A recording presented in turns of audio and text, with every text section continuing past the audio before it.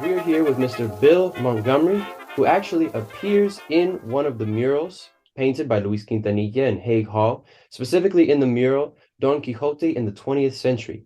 He's depicted as a young boy seated, wearing a red sailor outfit, about to shoot off a rocket. Mr. Montgomery, thank you very much for being here with us today. Just being a part of these murals or being young during that time, how would you describe growing up in Kansas City around the late 1930s, early 1940s?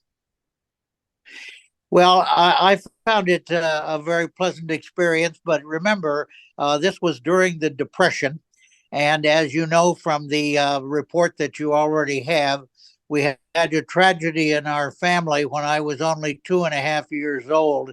And so it was a rough time, but I have fond memories of my experience for the first I guess about 10 or 11 years of my life. And I have stayed in touch with people in Kansas City off and on over the years. And I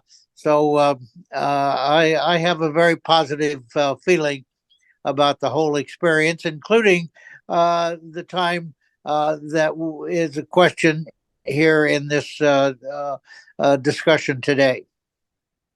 No, that's great. That's great. And your connection to UMKC or UKC as it was at the time was your mother, right? Who worked with Clarence Decker? That's correct. She was the secretary to Dr. Decker.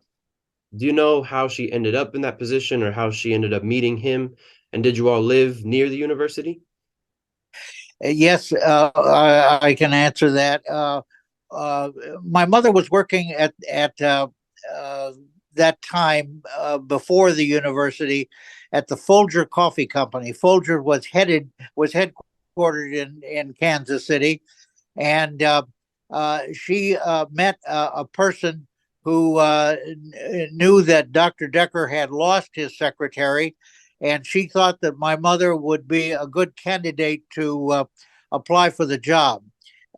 She interviewed Dr. Decker and his wife Mary at their home, which I assume was near the university. I do know from a diary that she kept that she had an interview at their house. Uh, Apparently, it went well, and she became his secretary. And this is about sometime in 1940, I believe. Mhm. Do you remember anything about campus during that time, or maybe meeting Dr. Decker or seeing some things on campus like the Three Graces fountain or anything like that?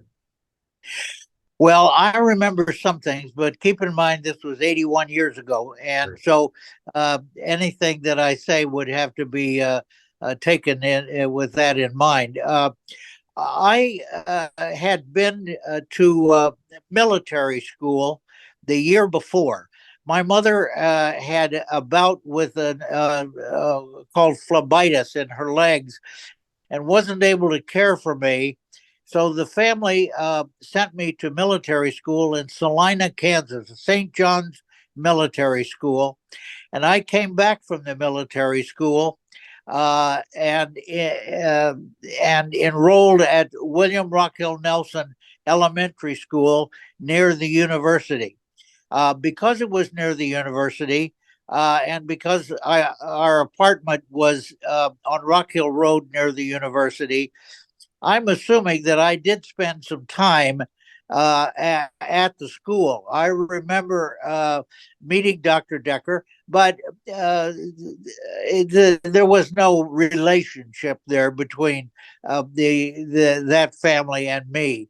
Uh, I remember learning, and this is irrelevant to our discussion, but spending time at the university watching the fencing team. And I remember also meeting some of the professors. And as I mentioned in the correspondence we had earlier, one of them was Dr. Bassett, who was in the geology department at the university. So I spent some time there, and of course in the neighborhood around Holmes Avenue and Rock Hill Road and so forth. And it was a good experience. In the diary my mother kept, she said that we frequently frequently ate at the school also. And I'm assuming that meant that I would come over at the end of the working day, and then we would eat there and before we walked home.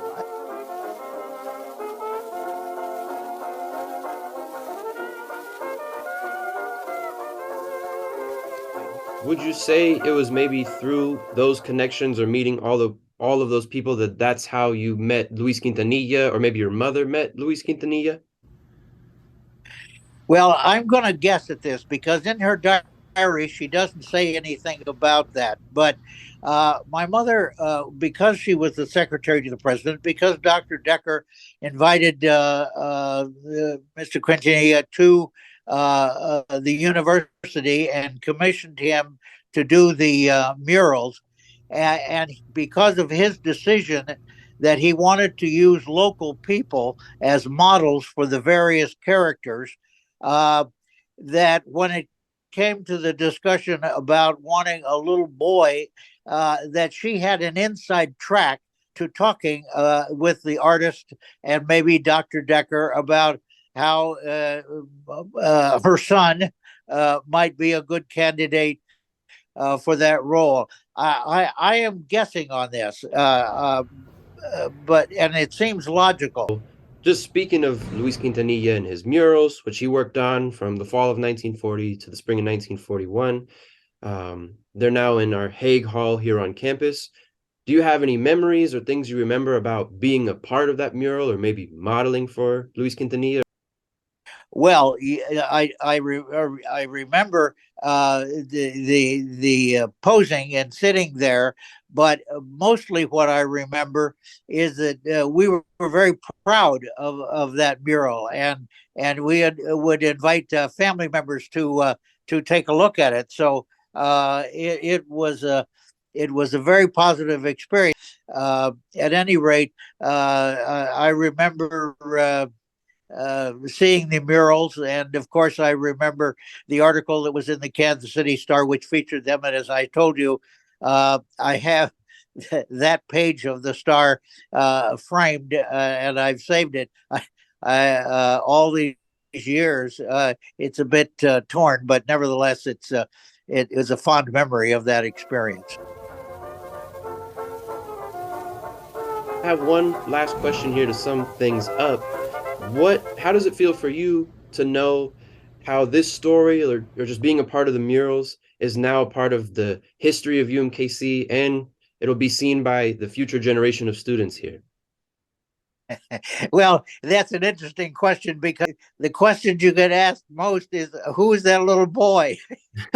And of course, I am peripheral to the whole thing, but it is interesting to know that there's that curiosity, and that's kind of an emotional contact that rang a bell with me. Well, thank you so much for being here with us, Mr. Montgomery. You've provided us with, like I said, a whole new perspective, just more information, and kind of what it was like on campus during that time, during Quintanilla's residency. So thank you very much once again. We really appreciate you being a part of this. Memories. I appreciate this opportunity, and it's nice to meet you both today.